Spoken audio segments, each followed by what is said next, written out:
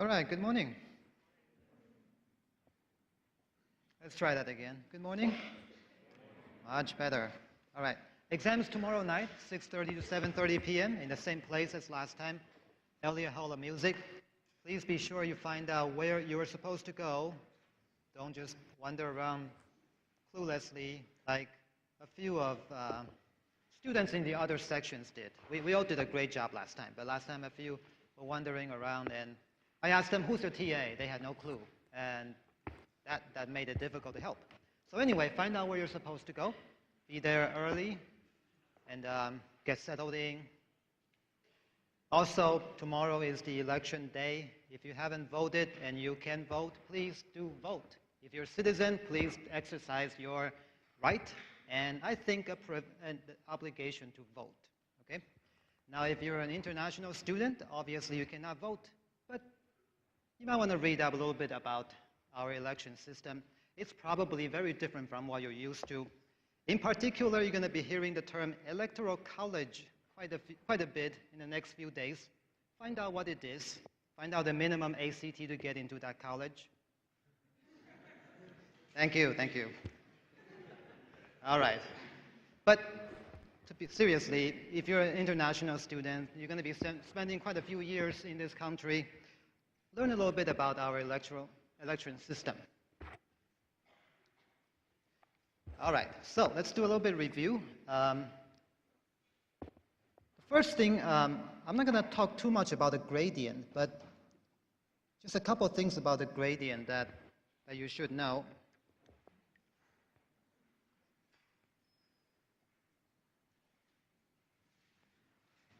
Now, a couple of things you want to remember is that the gradient is always in the direction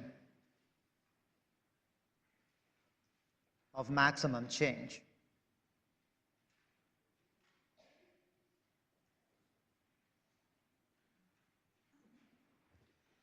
Okay, so if a question asks you to find the maximum rate of change of something at a certain point, that's the gradient. The gradient will tell you what direction you'll get a maximum rate of change.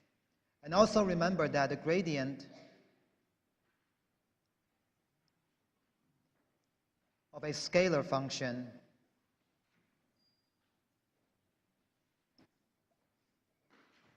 is a vector field.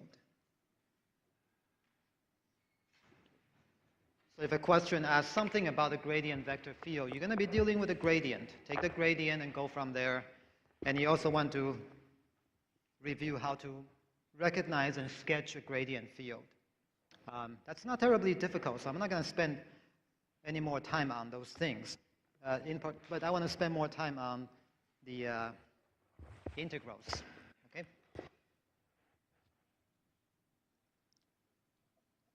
And also the next thing I want to talk about is the second derivative test. This is where you want to find the maximum and minimum of something. And the question we're going to look at is spring 15, number 2. This is a very typical finding the max and min of a function kind of question.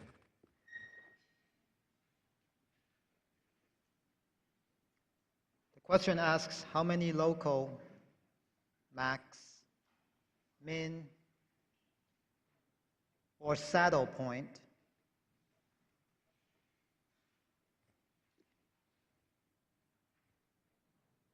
this function has.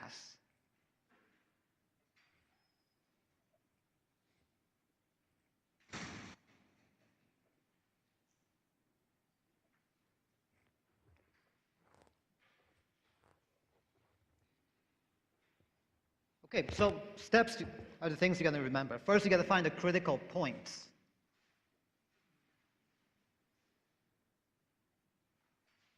And these things occur at where the first partial derivatives are 0. Fx equal to 0, Fy equal to 0. Okay, so Fx is pretty simple. We get x squared minus 1 plus y squared. And we want this to be 0. fy is even simpler. No y is in here, so we get 2xy. We also want that to be 0.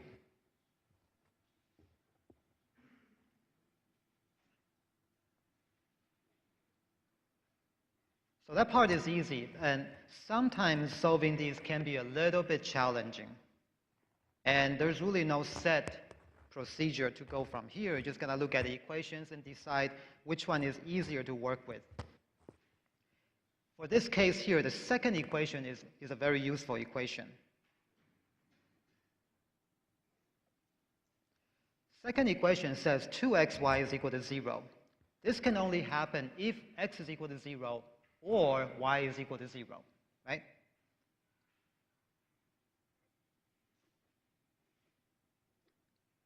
Those are the two ways to make the second equation 0. Now you take one of these one at a time into the other equation and find out the other point. If x is equal to 0, equation 1 becomes minus 1 plus y squared is equal to 0, or y squared is equal to 1, which means y is equal to plus or minus 1. Okay? So x is equal to 0 is paired up with plus 1 and minus 1 for y. So right now we got 2 points here, 0, 1, 0, minus 1. Then we take y equal to 0 into the first equation, repeat that process. If y is equal to 0, equation 1 says x squared is equal to 1. That means x is plus or minus 1. So the points are plus or minus 1, 0. 1, 0, minus 1, 0.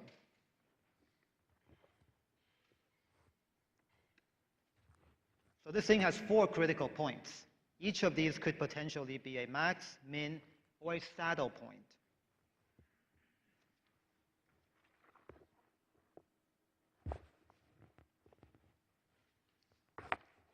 Next, we form that d function. Remember, the function d is f double x, f double y, minus the quantity of xy squared.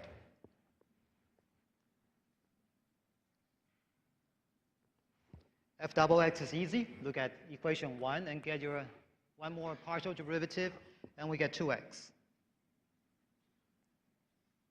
F double y is also simple. From the second equation, we get also 2x. fxy from either equation, we get 2y.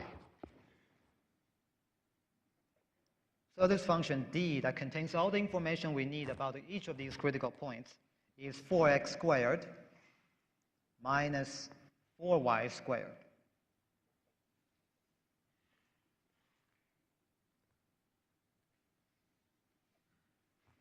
Now we check this out at each of the 4 critical points. This thing at 0, 1 is negative, right? Negative. So what's the conclusion when d is negative? Saddle point, good. Next critical point at 0, minus 1. 0 minus, that's a positive number, so it's negative again. So we get one more saddle point.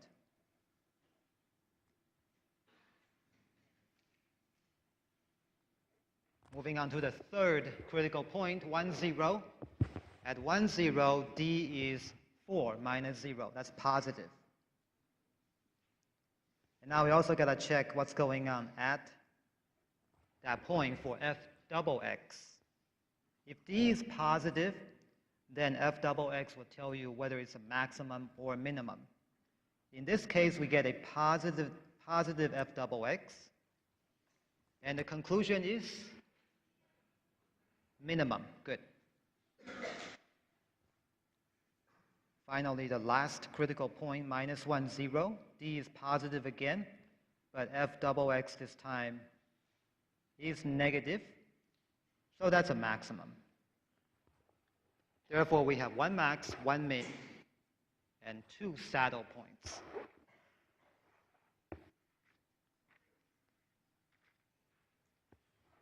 Okay?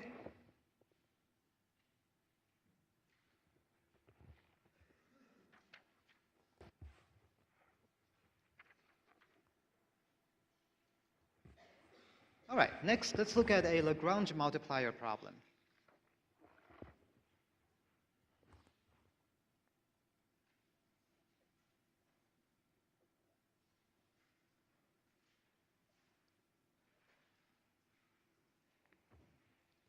So this is the kind of thing you're dealing with when you have a constraint. So look for phrases like finding the max min of something subject to or on something else. So this kind of phrasing is a clue to you that we're dealing with some kind of Lagrange multiplier problem.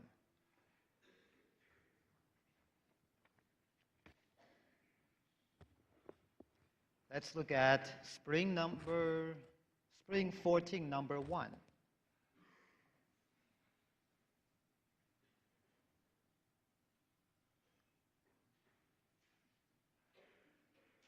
Here we're asked to find the maximum of the function x plus 3y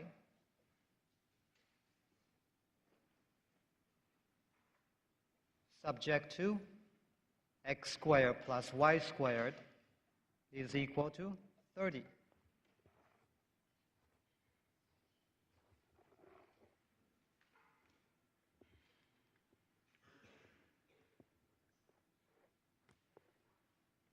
All right, here, this is our constraint equation. Usually we call that thing G, and we'll stick with that, the usual name for it. So we'll say G is equal to x squared plus y squared, and this thing has to be equal to 30 at all times.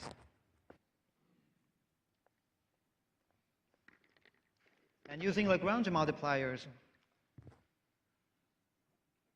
the key equation is this equation.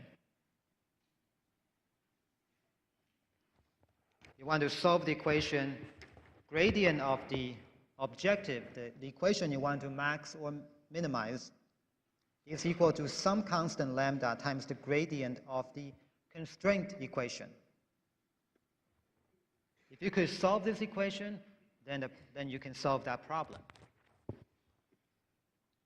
Okay.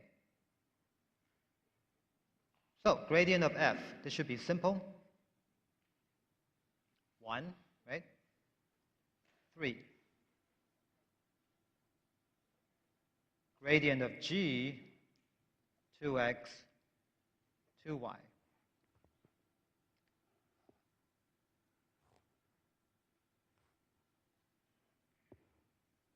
Now we make this equal to lambda times that.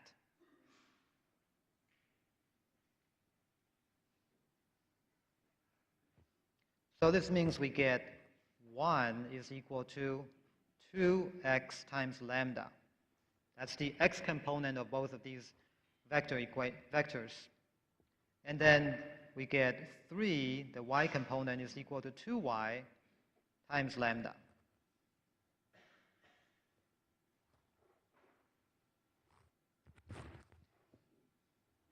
Okay? Normally we don't care much about lambda. So a good thing to do is to solve for lambda from one of these equations, and then substitute that into the other. Lambda is not something we typically care much about. In certain applications, that number is important, but for what we're doing here, that number is really not important at all.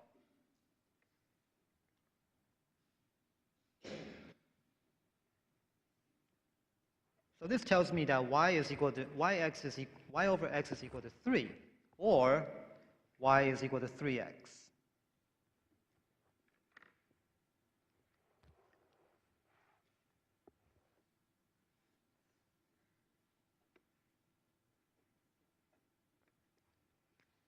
when you solve the vector equation, you'll get a relationship between the two variables like that. Once you know a relationship, you want to take that into the constraint equation. And that's going to help you narrow down the points to check. All right, so let's take this into the G equation here. Now this becomes x squared plus y squared is equal to 30. So this means x is equal to plus or minus radical 3.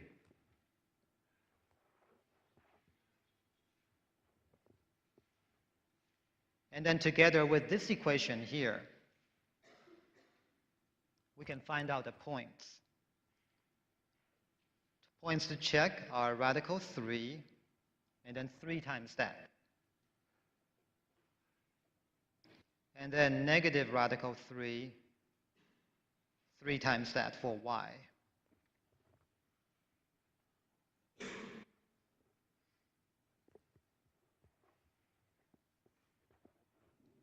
finally, you check out the value of f at each of these points.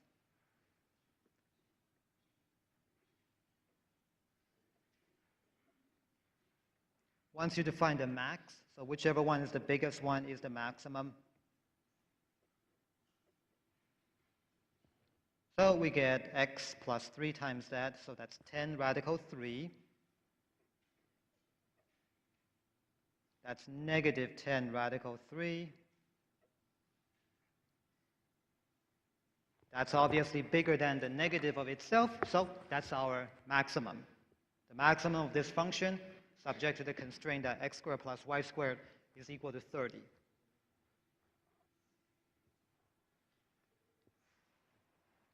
Okay? All right.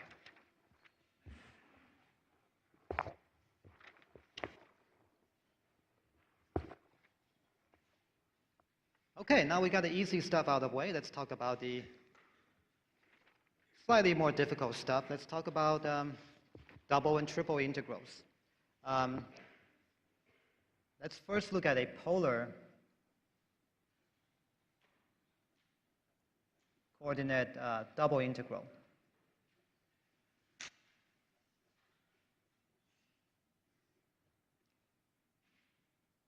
Let's look at 414 number 3.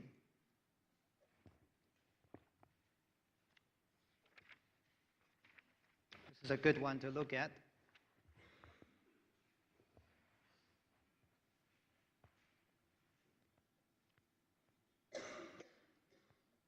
This one wants us to find the area of the region in the first quadrant inside x squared plus y squared is equal to x, and outside x squared plus y squared is equal to 1 over 2.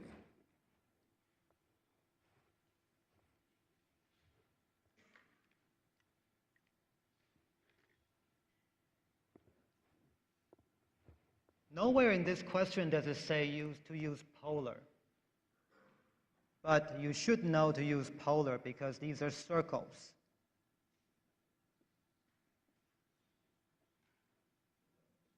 And that's an opportunity to use polar to vastly simplify the integration. Okay? So most of these questions will not tell you to use spherical, polar, Cartesian, or cylindrical. Part of the test is for you to recognize what is appropriate and then set it up. Okay? So we know we're going to be using polar, but let's find out exactly what we're looking at here. This is some kind of circle.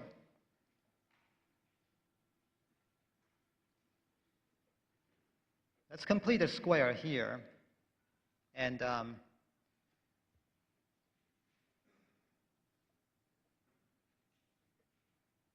find out exactly what we're dealing with. And this will be 1 over 4 here. If you complete a square, this is what you will get. So this is a circle centered on 1/2 0 with a radius of 1/2. The other one is a circle centered at the origin with a radius of 1 over root 2. And we're talking about the first quadrant of these guys.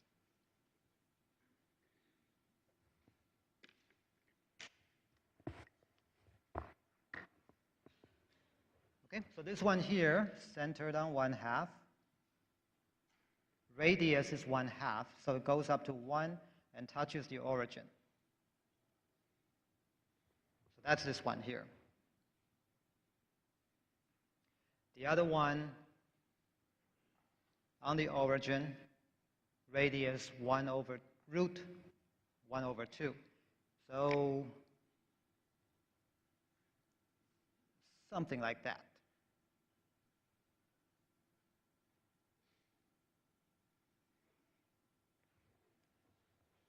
And we want to find the area of the region that's inside this half circle and outside that quarter circle here. So this is what we want to find, this half moon shape.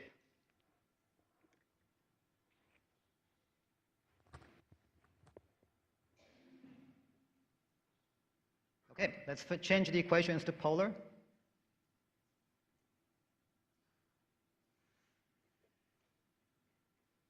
This equation in polar is r squared is equal to r cosine theta, which is the same as r equal to cosine of theta, right?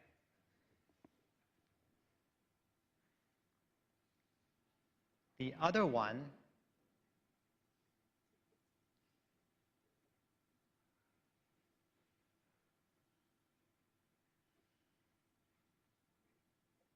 is simple. It's just r is equal to 1 over root 2. It's a circle, right?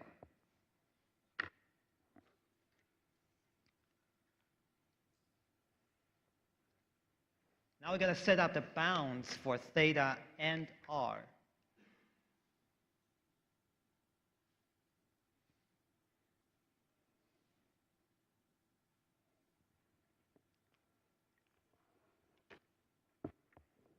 To accumulate everything inside the half moon shape, I shaded green. Theta is always measured from the positive x-axis, right? So we want to accumulate everything inside this region, starting at 0, all the way until this thing vanishes at this point right here. So we need to know the intersection of those two things, specifically the theta value.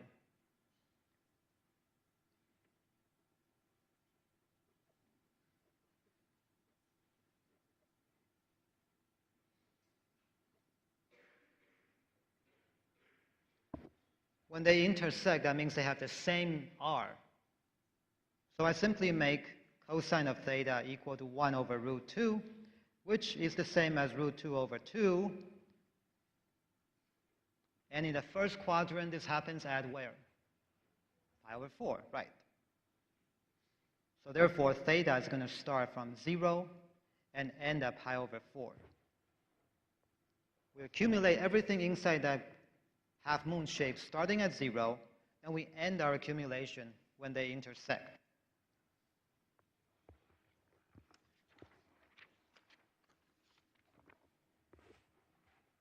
Next for r, the bound for r,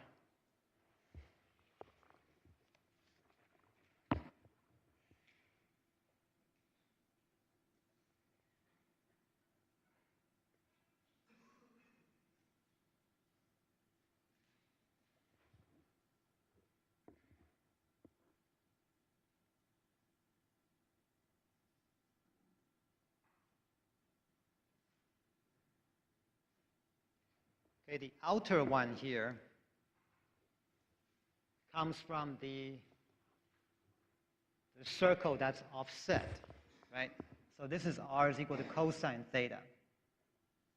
And the inner one here, this is r is equal to 1 over root 2.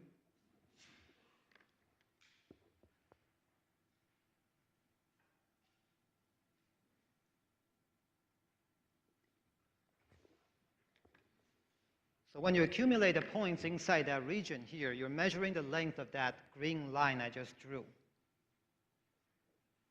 And then theta will just sweep it from the base to the tip. So here you can see we want r to start from 1 over root 2, up to whenever we hit cosine theta.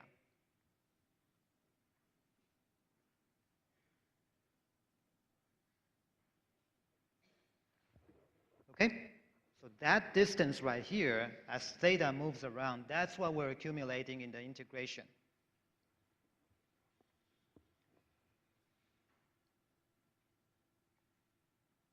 All right, now we can integrate. Theta goes from 0 to pi over 4. R goes from 1 over root 2 to cosine of theta. We just want the area, so we integrate dA, and dA in polar is r dr d theta.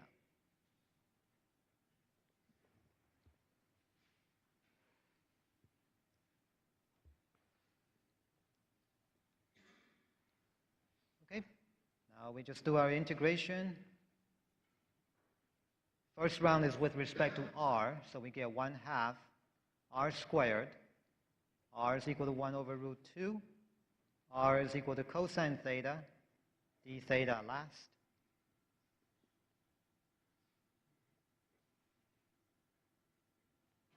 Keep going.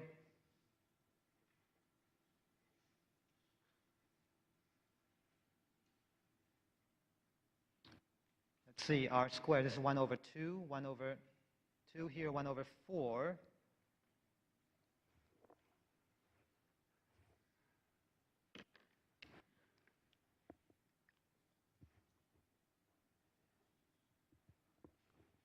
Okay, now what do we do?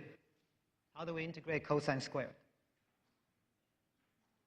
We've seen that often enough that should be, second nature by now. 1 plus cosine 2 theta over 2. Right? And of course, sine version of that is 1 minus cosine of 2 theta over 2. And that's about the only trig identity that you, well, I guess outside the basic stuff that you need to know. There will be no other trig identities trickier than that. That's pretty much the only one you need to be able to use. Okay, so let's integrate this. What do we get? We get 1 over 4 plus 1 over 4 cosine of 2 theta minus 1 over 4 d theta. So these, of course, cancel. And we end up getting 1 over 8 sine of 2 theta, 0, pi over 4. So sine of pi over 2 is 1. 1 times 1 over 8 is 1 over 8.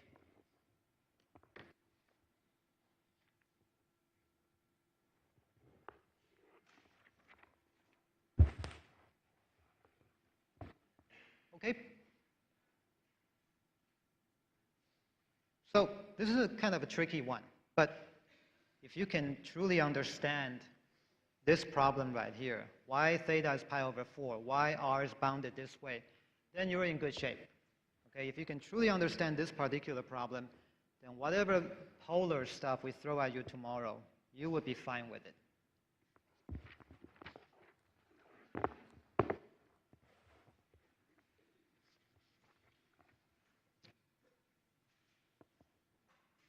All right, next, let's talk about surface area. The problem I want to look at is fall 15, number 5.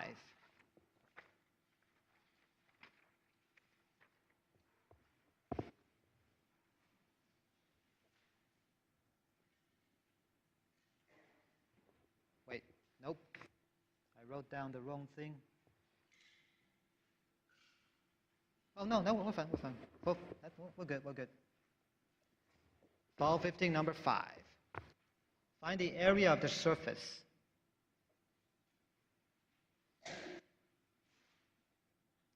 of z is equal to 2x plus 3y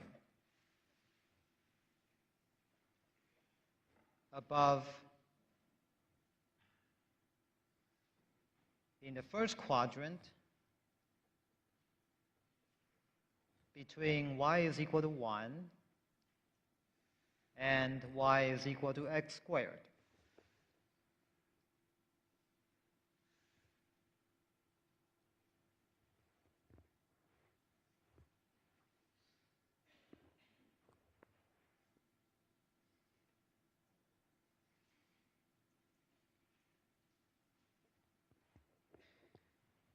So let's set up this region that's on the xy plane. And this thing is just going to hover above that. In the first quadrant, between y is equal to 1 and so here's y equal to 1. Y is equal to x squared, we all know, is a parabola.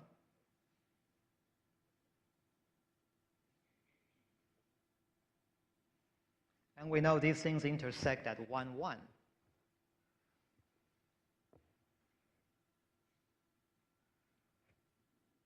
So looking at this region D here, integrating in Cartesian, of course, right? There's no reason to switch from Cartesian here. We're not dealing with a circle. We're not dealing with a cylinder. There's no reason to change from Cartesian. And we can see we can let x be bounded by 0 to 1 if we want to. You get a choice of doing a type 1 or type 2. It's entirely up to you. I'm going to go to a type 1 here. Let x be bounded by 0 and 1. And then y be bounded above by 1 and bounded below by x squared.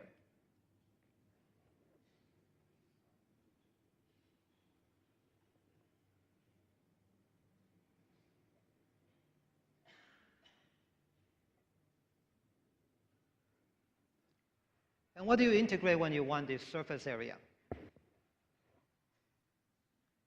Square root of what? 1 plus, good.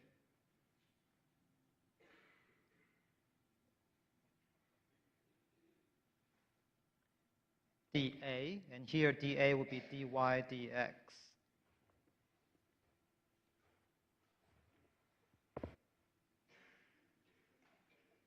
Here we got a plane, so this is actually pretty simple. Partial z, partial x is 2, so square that is 4. Partial z, partial y is 3, square that is 9. 9 plus 1 plus 4 is radical 14 dy dx. And this is a very easy integral to do, so I'm going to go pretty quick with it.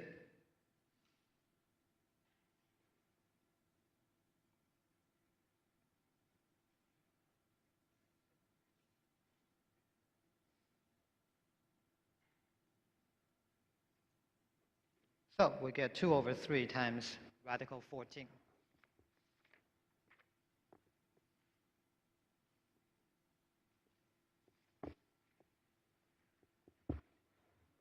Okay, so you got to know that formula, right? How to find surface area. Surface area is always a double integral. You set up the integration in the shadow of that thing you're looking at, and then you integrate up over that, this thing.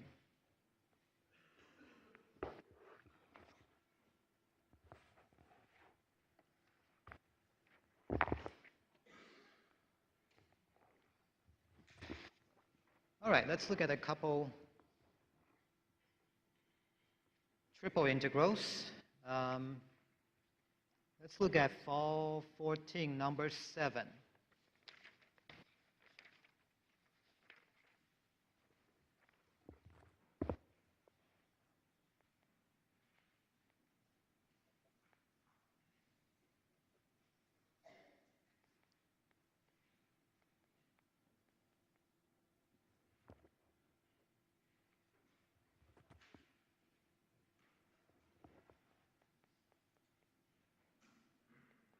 Here we want to find the volume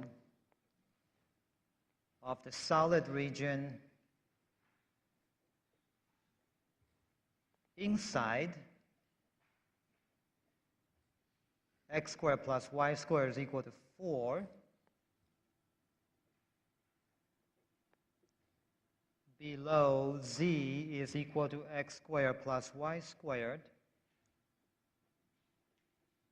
And above z is equal to negative radical x squared plus y squared.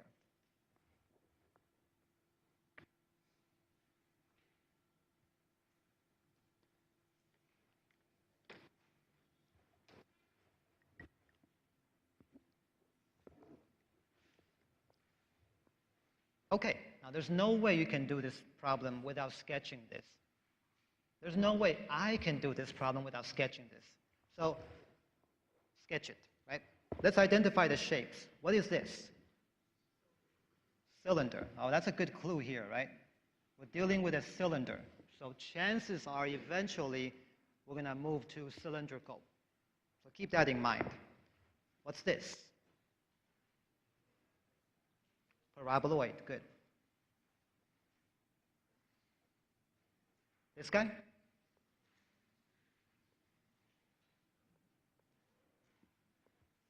What's the difference between here and here? What's this? It's a cone. What's the minus sign doing? Yeah, so it's opening down, right? This is a cone opening down. All right, so let's do our best to try to sketch what we're dealing with.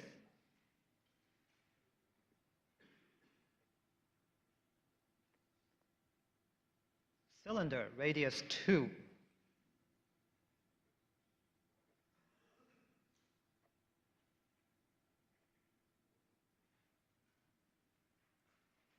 Thing goes up and down like that. That's my cylinder.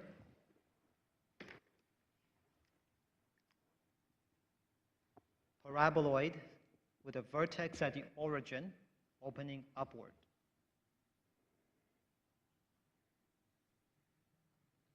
Here's my paraboloid. And then a cone with a vertex at the origin opening down.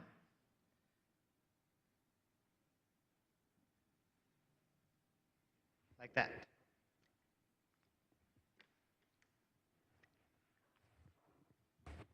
We want the volume of this solid region that's inside the cylinder, below the paraboloid, above the cone. So we're looking for this thing here. Right, cross section here looks kind of like a butterfly or a bat, but that thing gets revolved around, trapped inside the cylinder.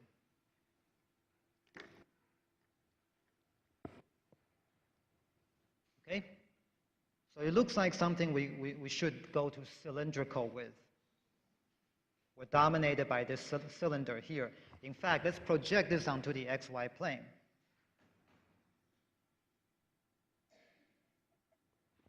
When we're going onto the xy plane, all we're going to see here is just that cylinder here.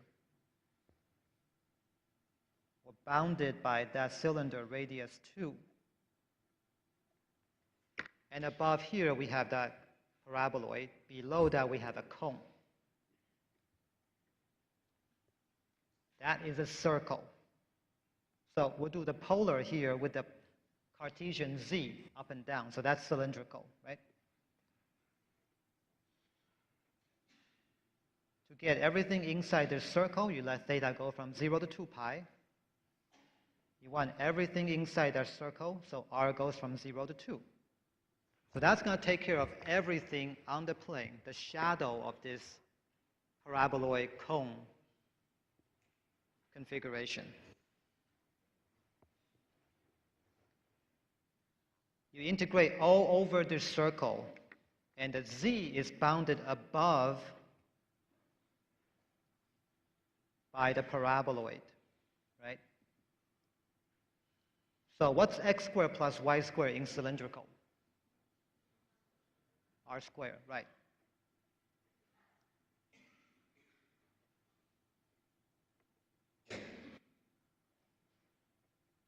Cylindrical.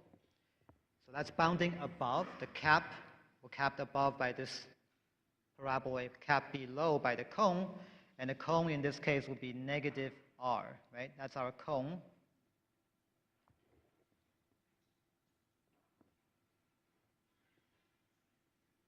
And then now the triple integral you have to do, always do theta last.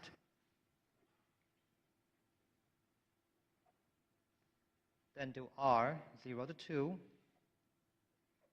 Z is the most complicated one, so we got to do that first.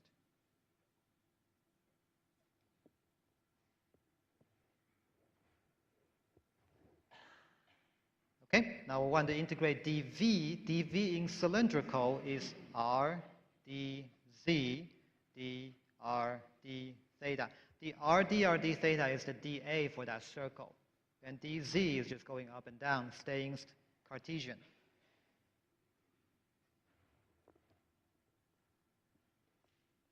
And the actual integration, this is very easy to do, so let's just not worry about that.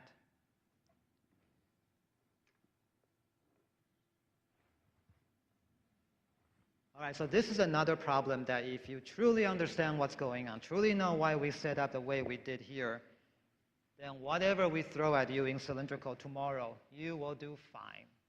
Okay? So study that. Be sure you really, really understand what is going on here.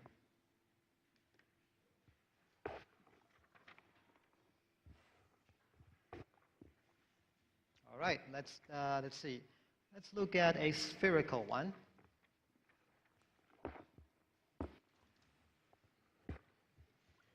Fall 15, number 7.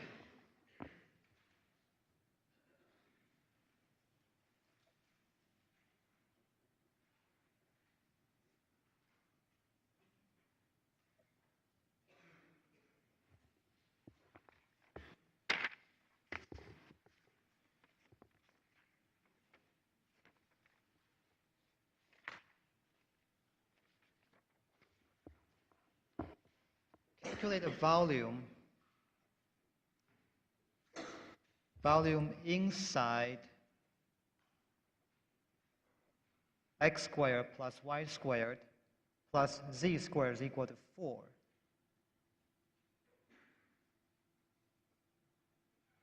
Below, z is equal to radical x squared plus y squared. Above the xy plane.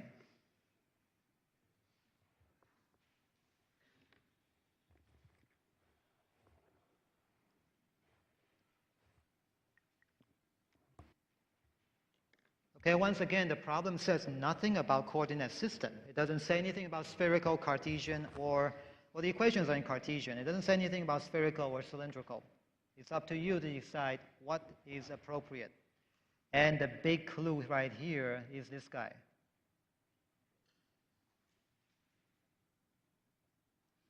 Right, so this is a sphere of radius 2.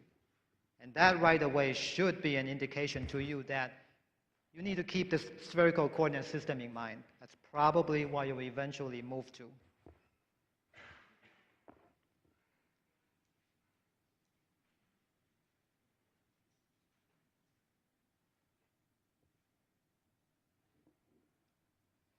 We want to be inside the sphere of radius 2, sorry.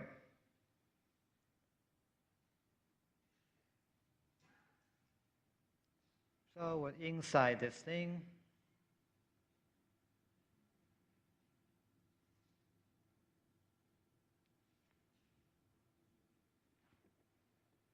Above the xy plane, so we're just looking at the hemisphere. We want to be below this. We just saw this shape. This is a cone. Yep.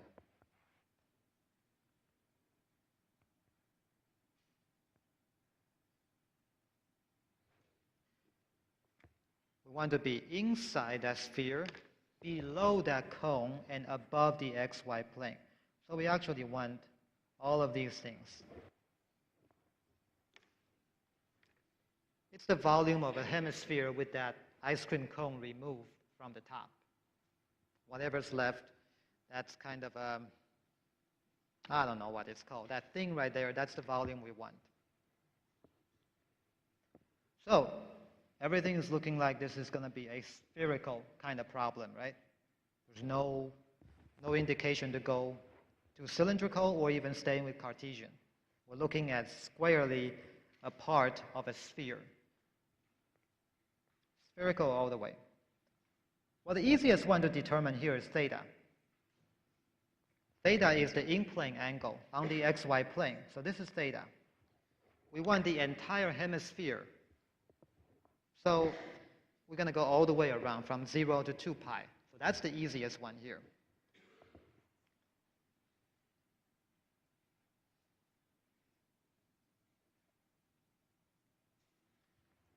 Rho is a little bit different. Let's look at a projection onto the yz or xz, doesn't matter. But let's choose yz here. If you project this onto the yz plane, we see portion of the cone, and we see part of the sphere on the outside. What we want is below the cone, above the xy plane, inside the sphere. So this is what we want. I remove the region that we don't want.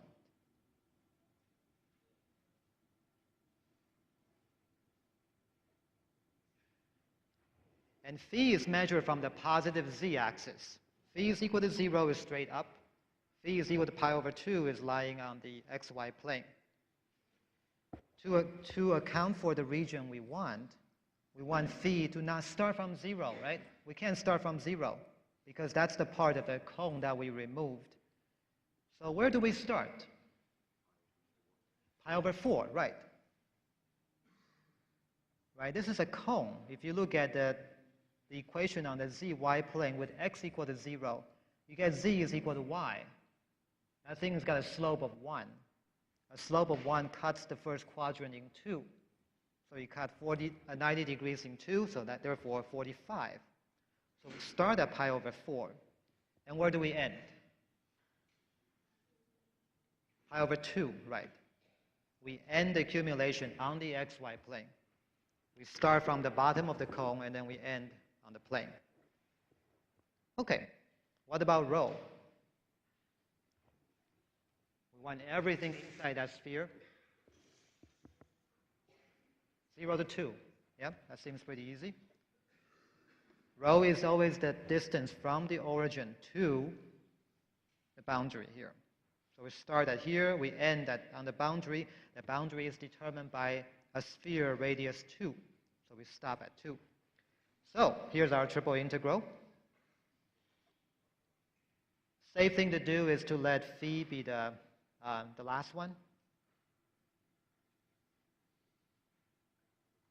Let theta be in the middle.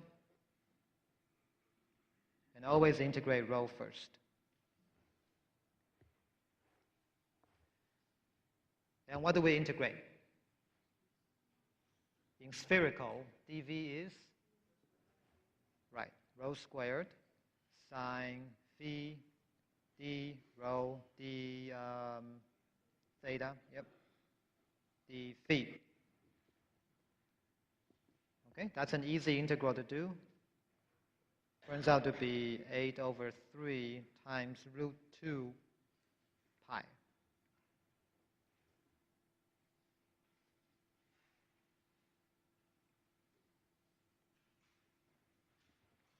Okay, and we're out of time, but you need to also look at a line integral problem. For example, fall 15, number 11. Take a look at that. That's the kind of problem you need to be able to do. Okay, and that's all the time we have today. See you tomorrow.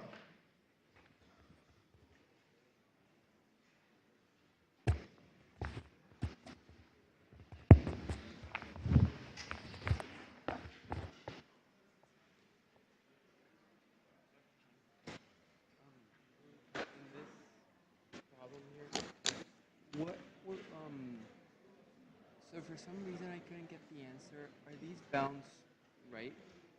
Use cylindrical computer volume region space bounded above by